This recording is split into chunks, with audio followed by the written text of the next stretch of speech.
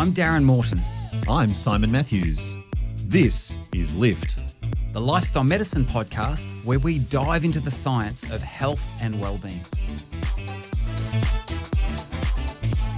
Hello, Simon. How you doing, brother? Hello, I'm doing very, very well. Thank you. Very well. And I hope that you are too. I am going exceptionally well, actually. We've had a bit of a break, a bit of holiday, spent plenty of time in the ocean. My wife actually says Nice. that what's really good for me is vitamin C, and she spells it S-E-A. Vitamin C. That's my little secret. I actually love the water. It's a beautiful thing. But I have a question for you. I think your wife should be the professor. Maybe she should be. I mean, she's the one with the super wit. Exactly. I'm definitely lacking in that area. But here we go. Question time for you. Let's get to know Simon Matthews a little bit better. All right. Number one question. Which would you prefer? To be really hungry or really full, like to the point of bloated? Oh, no fair. I don't want either of them. You don't want either of those.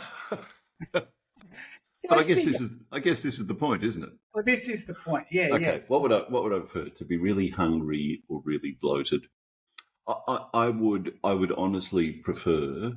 So I've experienced both to some degree. I don't think I can ever say I've never experienced terrible hunger, but there's times when I've been hungry. But I think on balance, I would prefer to be really hungry rather than really bloated. I really don't like the feeling of having eaten too much. Yeah, no, it's not good, and it's self-inflicted, which is it is.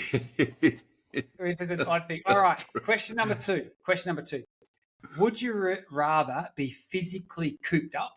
Right now, I get cooped up. My wife, once again, her wisdom and wit, sometimes she'll say to me, and this is, well, you can guess what this is speak for.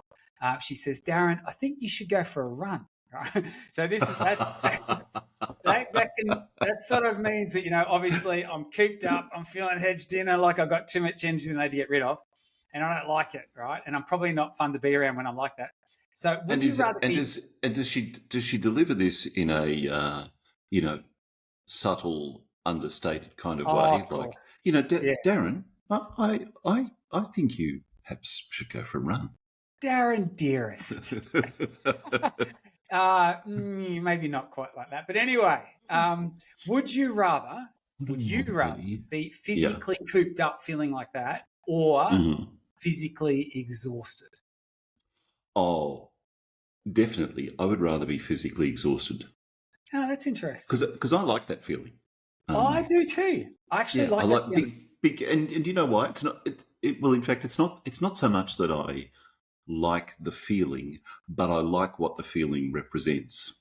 And for me, the feeling of physical exhaustion means that I've done something. I've done something with my body. I've made my body do what it was designed to do. It is. It's sort of like, so I like that. Yeah, I feel like that. You feel like you've achieved something. Exactly. In an odd kind of way. Even muscle soreness is a little bit like. I love it. I'm a bit that way today. After the gym yesterday, I've just got. It's just enough to be able to say, you did something yesterday. It's a nice feeling. I actually think that there's something about that physical soreness part associated with muscular induced activity. That the proprioceptive feeling of that gives you a greater awareness of muscles. And I think that cognitively, you think you're more muscular. It actually makes you feel, I walk around, I joke because I reckon, in our defense of males, right? So, because, there are two mandatory pieces of equipment in a gym, right? When you go to the gym, one are weights that you can lift up, two are mirrors. So that you can pump up your muscles a bit, they inflate. You get that transient hypertrophy, and then you can see that inflated state in the mirror, not realizing that as soon as you exit the building, your muscles go back down to these thick arms again. But the last thing that you saw were those pumped up, overinflated, biceps, and you feel good about yourself. I like it. It Well, works for me. I'm making a plan to sneak into the gym next time you go, and I want to sit in a corner and watch you. Yeah, it's not that impressive, let me tell you. But anyway, you're welcome to do it. All right, so we've ascertained you'd rather be hungry than completely bloated. I'd You'd rather be exhausted than. Yeah. What about really, really sleepy tired or overslept? Have you had that experience of like you've just slept way too much and then you just feel like it's almost like your body just gets on the roll of sleeping? So the experience I can think of is where the two are probably connected. So I'll start by answering your question, which is to say I would rather be really, really sleepy. I have had both experiences, and I think that sometimes they happen in relationship to each other. So the example I can think of is, perhaps during an afternoon when I have felt really, really sleepy, and I've thought to myself, I'll just have a nap for 30 minutes. And then, that 30 minutes has turned into 2.5 hours. And then I wake up with that, that sense of inertia you get when you've slept too long. It just feels impossible to get going. And I really, really dislike that feeling. I hate that. And part of it, I think, too, when you have that long sleep, I'm actually pretty good at power naps. I can do like a 10-minute and boom, I'm good to go again. So there's a little bit of that inertia period after it, but then if I can, once I get that going, I feel good. But when you have that long, if it gets out of hand, I just feel ripped off. I feel like, I've just wasted like 2 hours of daylight. So anyway. Exactly. So there's kind of a dual.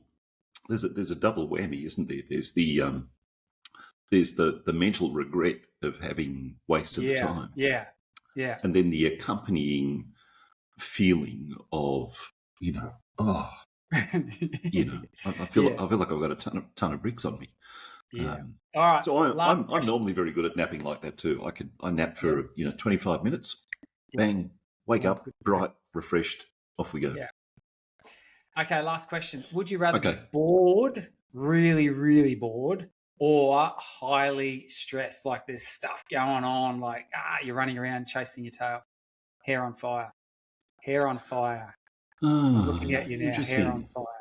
So this one is harder.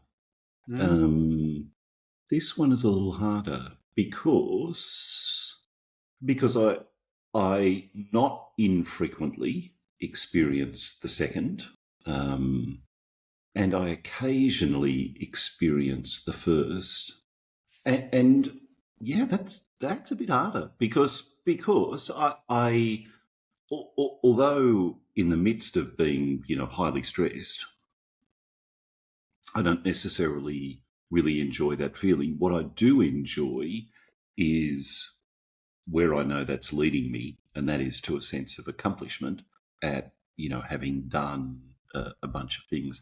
And I'm one of those. I'll show you right now. I'm one of those people who always has a list of things to do like this. This is just going back over the last few sort of days and weeks. You can see there's kind of pages full there.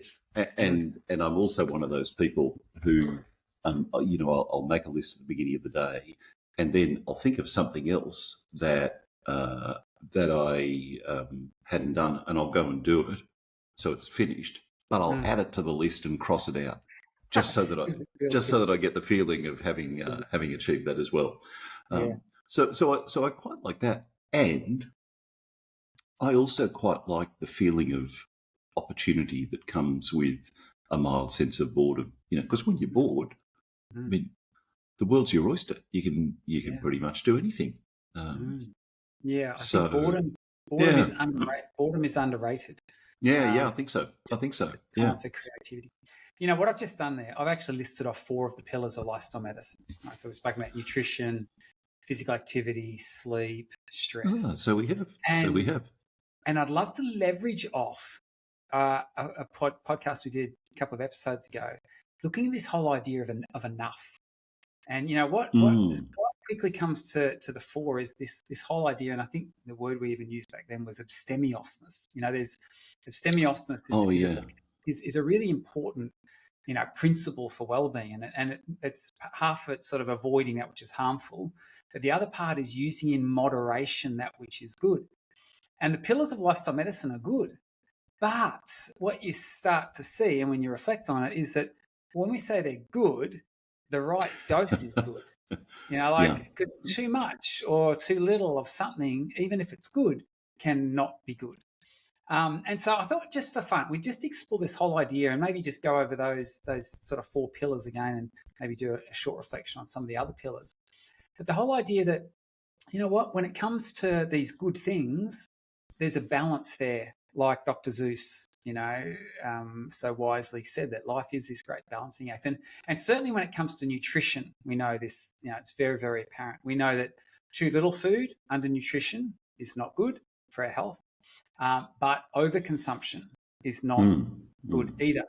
And you know, I mean, and in fact, you already know the answer to this, but worldwide, what do you think the greater problem is?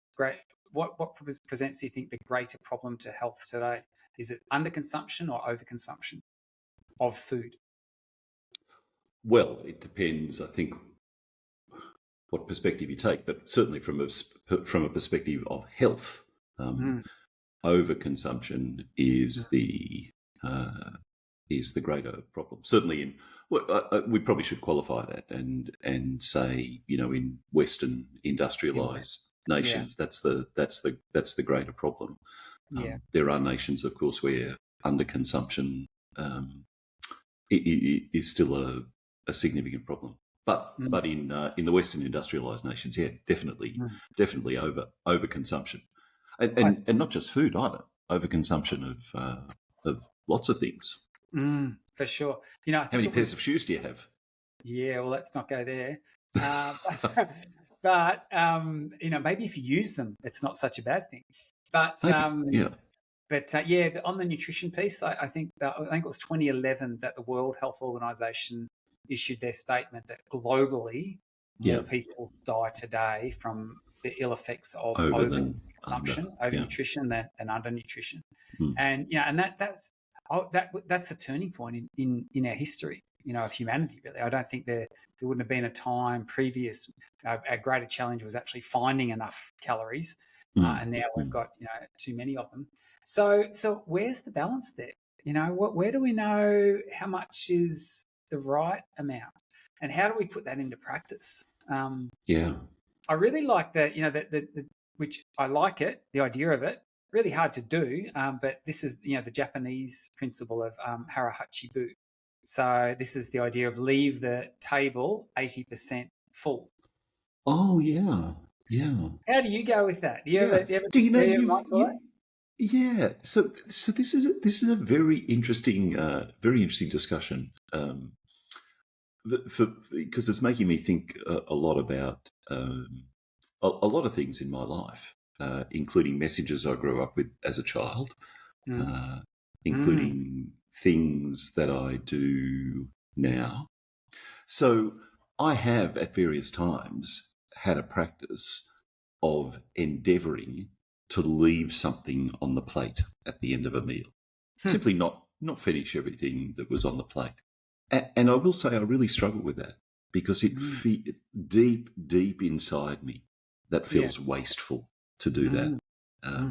Feels terribly wasteful to leave good food on a plate uneaten. And you know, I can remember growing up with messages about you know, not wasting food. My own parents, who are now both deceased, grew up during the Depression era in Australia, and also they were adolescents during the Second World War. Australia wasn't locally heavily involved. I mean, there was no significant military action in Australia during the Second World War, but that was a fairly pervasive experience for everyone worldwide. And I think as a consequence of that, they had internalized some ideas about parsimony and being careful not to waste and um, you know being a little abstemious as you talked about and so on. So I inherited those as a child, and they're incredibly hard, at least in my experience, to shake off. For sure. So so that's It's an interesting I one. I find it really hard. I find it really hard to walk away with a sense of 80% satiety. Yeah, it is. I think, and perhaps separating the idea of leaving food on your plate from leaving yourself a little hungry. That's probably, for example, you can have a smaller plate and still eat everything on it. You can, and I endeavour to do that sometimes. Oh, in fact, a lot. Yeah. So I usually eat food when the sorts of foods that I eat now are foods that lend themselves to bowls. So I'll make bean chilies or lentil and bean soup or something like that. So I'll eat that out of a small bowl.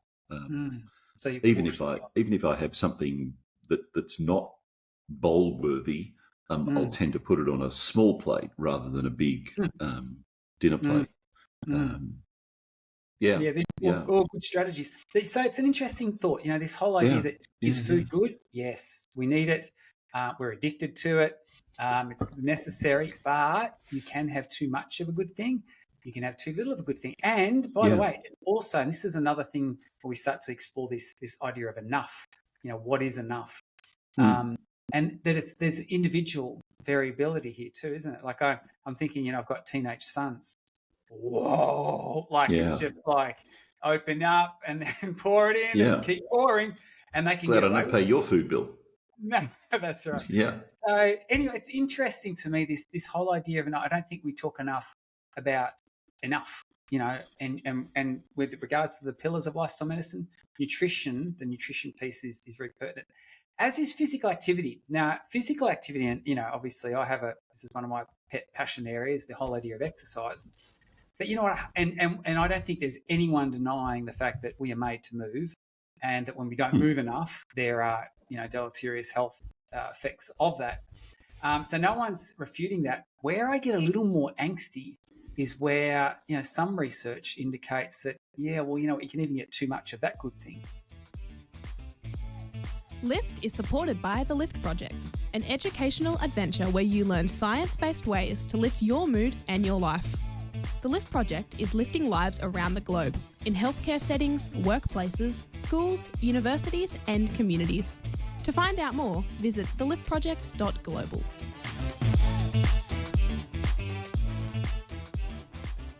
And so I'm interested. There was actually a study published in The Lancet just late last year, looking at step count. And what we know is that if you're taking less than 7,000 steps, there's certainly adverse health consequences associated with that. And then between 7,000 and 10,000 steps a day on average, interestingly, it sort of plateaus out in terms of the benefits. So in terms of reduced all-cause mortality risk, you get a little bit more benefit from taking 10,000 over 7,000, but it's not, when you look at the charts, it's not staggering. And I think what we'll actually see is more messaging starting to come through that, whereas 10,000 steps was very much advocated for, it's probably going to soften a little bit and go more towards 7,000. I'm not quite sure how I feel about that. What we do know is that beyond 10,000 steps, so if you move into that high activity range, the curve starts to look good again. We start to see further reductions in these sort of dying from all causes and cardiovascular disease risk and all the rest of it. However, and isn't it also the case that there's some research that suggests that the people that we might think of as elite athletes, people who perform at a very high level, or endurance athletes, the people who do those kind of 100-kilometre or 100-mile runs, those sorts of things. Yeah, they're at greater risk, I think, of atrial fibrillation. That's right. So AF. So we actually, there is evidence, and I hate this. I don't like this. I don't like data that conflicts with my worldview, or gets in the way of what I want to do and feel good about doing it.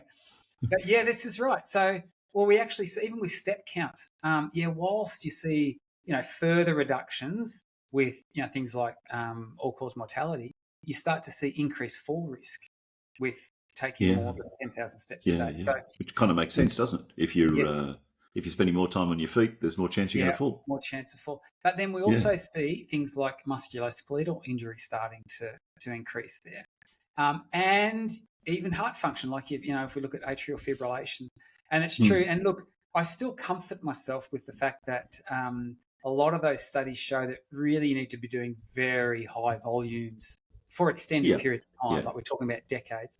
And I also comfort myself with the fact that studies of Olympic athletes tend to show that they tend to live longer than the average person. So there must be something going on there that's helpful. Maybe there's other confounders that are making it play there. But it does point to this whole idea that hey, there's a sweet spot. Goldilocks. Absolutely, got it right. You can be too cold and too hot. What does that look like? And it's also probably different for different people. Once again. Yeah. So I've learned two things in the last couple of minutes. The first is that you want to be an Olympic athlete when you grow up. When I grow up, that's right. I got plenty of time. Which is very laudable. The second thing was you said something a couple of minutes ago, which I think is a bit of an insight into this. And what I heard you say was, I really hate it when the data conflicts with my worldview. Yeah. And I wonder whether that's the thing that kind of is an impediment for all of us.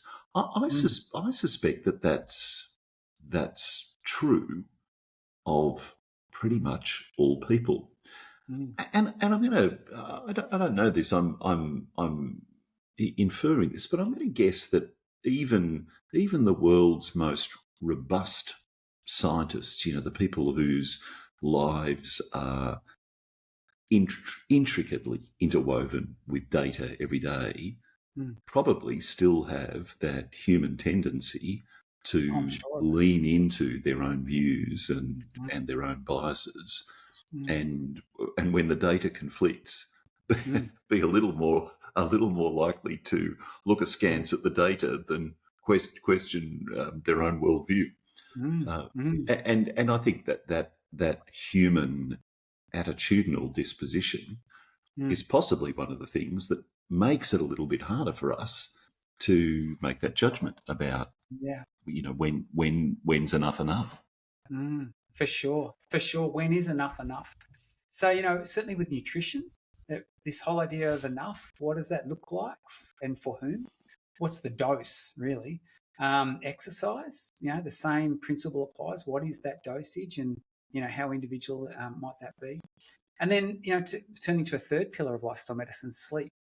This is a big one, and look, it's very well established, this inverted sort of relationship between things like all-cause mortality and sleep duration. And there was just a recent study just came out in August 2025 in Scientific Reports, and what they found in that one is that if you're sleeping less than 7 hours, you're starting to see significant sort of impact upon your health outcomes. But in this particular study, they actually found that sleeping over 8 hours. This was, I think it was a Korean-based study, so there might be cultural or genetic aspects tied in here as well. But over 8 hours was associated with increases in things like all-cause mortality. And interestingly, in that particular study, longer sleep duration was more deleterious than shorter sleep duration. Yeah. I've read this research too, and I think one of the things that we need to be careful about here and acknowledge is that, at least to the best of my knowledge, this is correlational. Yes. In other words, we can't definitively say that over or undersleep is the cause of illness, because logically, if you think about it, people who are managing the impact of a chronic disease, or any disease for that matter, even an acute disease, are likely to experience some impact on their levels of energy and their sleepiness and so on.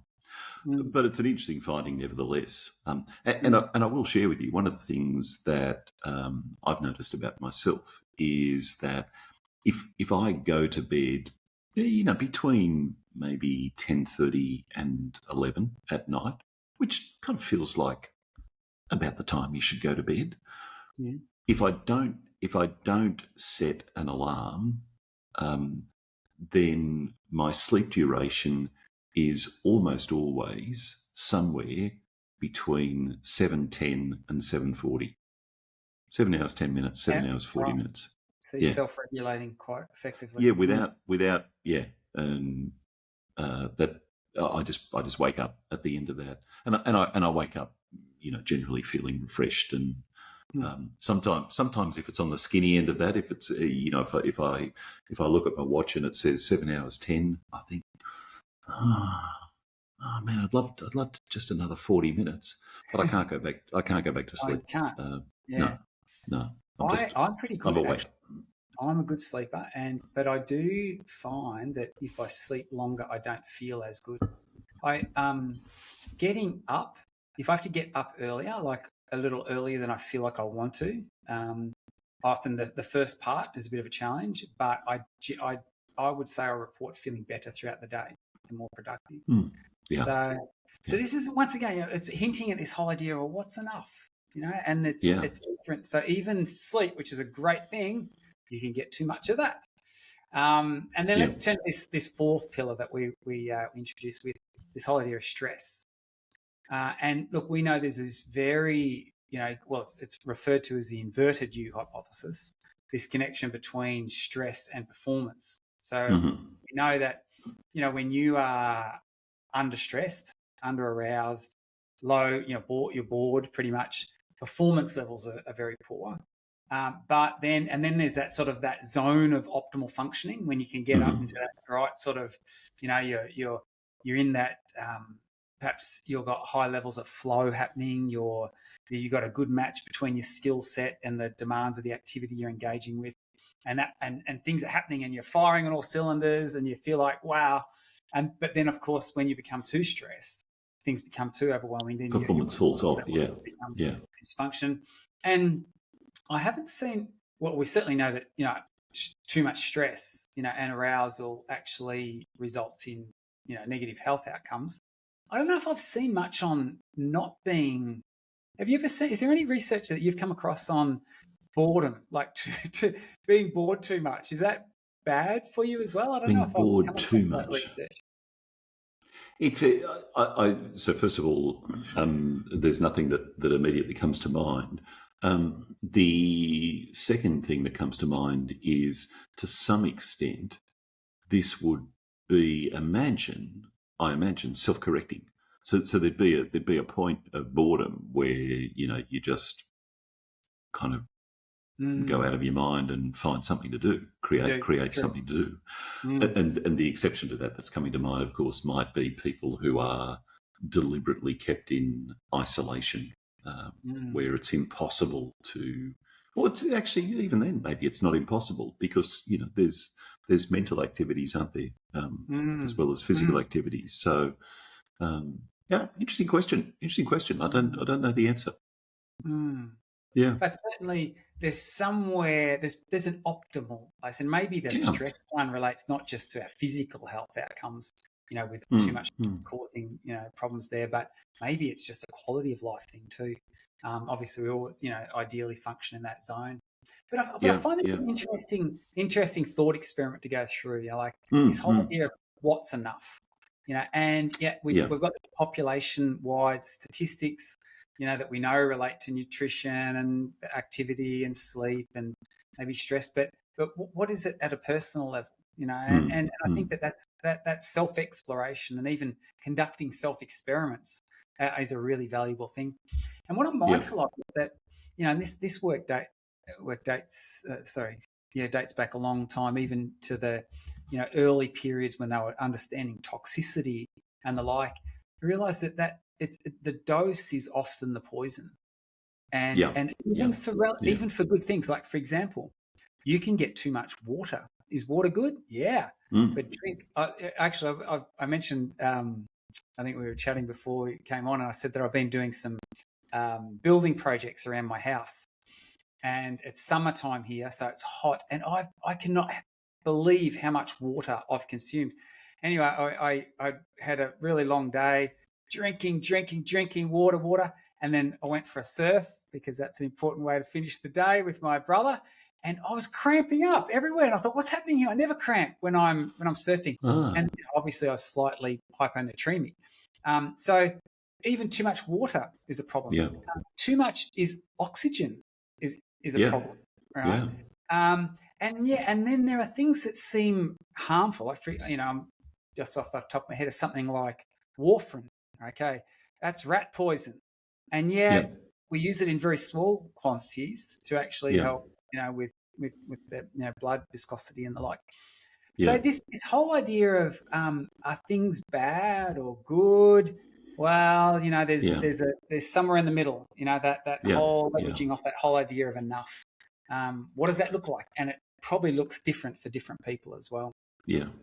And the one of the odd things about this is a linguistic oddity about too much water is that we call it hyponatremia, which really means too little sodium. Yes. We don't actually call it too much water. That's true. Yeah. But it can be devastating. One of the, as we're talking about this, one of the things that's coming to my mind, actually two things. The first is that I'm certain, there's diurnal variation in this for all of us. So, what's too much one day might be not enough the next day in many of these things. The other part of it is that I'm thinking about the social connection pillar, and that got me thinking about the intersection with our own personalities. Yes. So we often talk about introversion and extroversion as a dimension of personality. And one of the easy ways to get a grip on introversion and extroversion, if you haven't studied this before, is the idea of how you recharge your batteries. Yeah. Sometimes people believe that introversion and extroversion kind of equates more to shy, someone who's shy, or someone who dances naked on the table at a party as the extrovert. But in fact, that's not a good indicator of it. It's how you recharge your batteries. So, for someone like me, who's a fairly extreme introvert, I like to spend a lot of time in my own company, and I love being with people, and I find it exhausting. Too many people is kind of that's a burden for me. But if you're naturally extroverted, then too few people is going to be experienced as a burden.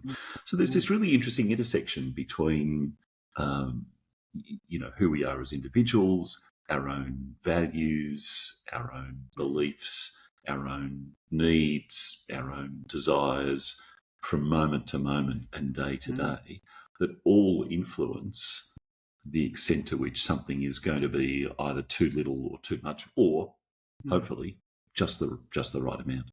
Yeah, and I agree with that, and I think in our own physiology. It's that personality traits, psychological aspects, but also physiology.